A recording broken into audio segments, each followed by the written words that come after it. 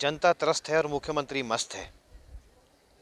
और जिस प्रकार से हिमाचल प्रदेश में परिस्थितियां चल रही है और केवल मात्र हिमाचल प्रदेश के कांग्रेस के नेता एवं मंत्री केंद्र सरकार को दोषी करार देते हैं, पर खुद तो जो है ये काम की तरफ जो है बिल्कुल इनकी रुचि दिखाई नहीं देती है। अगर आप देखेंगे, मुख्यमंत्री जो है वो अपनी छुट्टियां काटने के लिए मालदीव जाते हैं, जहां पूरी दुनिया प्रयागराज जा रही है और महाकुंभ में जा रही है, और मुख्यमंत्री मालदीव में छुट्टियां काटने जाते हैं। वित्तीय स्थिति की हालत आपको पता ही है क्या है। लोन रिकॉर्ड सीमाएं तोड़ता हुआ ऊपर निकल रहा है। वर्तमान सरकार ने अपने कार्यकाल में 30 करोड़ से अधिक लोन, 30,000 करोड़ से अधिक का लोन ले लिया है, और अब जो है यहाँ पे केवल मात्र सैर सपाटे का काम चल रहा है।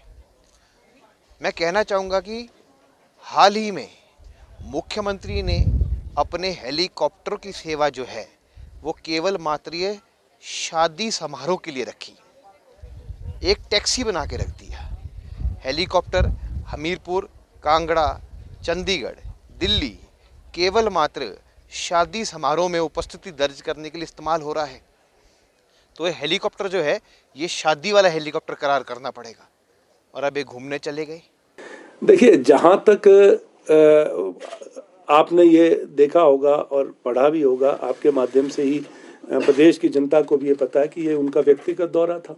और जो मैं समझता हूँ कि इस बारे में अनुराग जी को टिप्पणी नहीं करनी चाहिए थी, क्योंकि बहुत सी उनकी भी व्यक्तिगत बातें होती हैं। उन व्यक्तिगत बातों को यदि वो जग जाहिर करने लगें तो वो उनको भी अच्छा नहीं लगेगा।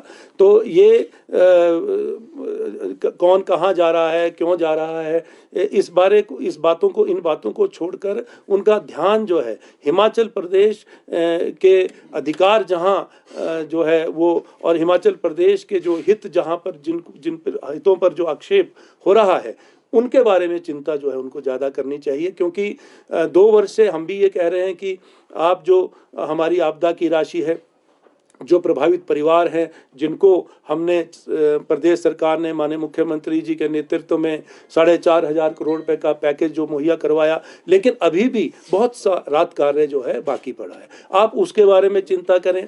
और जहां तक आपने ये बात कही कि जो 1 करोड़ रुपए 1 लाख करोड़ की जो आपने लोन की बात करी, तो क्या मैं ये पूछना चाहूँगा, आप तो केंद्र सरकार में हिस्सा भी रहे हैं, केंद्र सरकार में एक महत्वपूर्ण पद पर रहे हैं, मंत्री रहे हैं, तो क्या केंद्र सरकार बिना कर्ज के चल रही है? मैं ये पूछना चाहूँगा कि देखिए, कोई भी सरकार जो है उस कर्ज जो है वो लेना पड़ता है।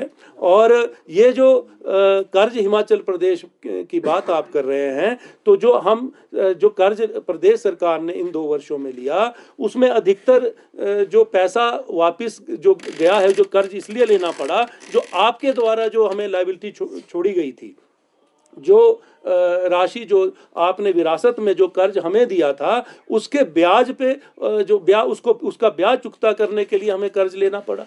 और उस बारे में तो आपने सोचा नहीं।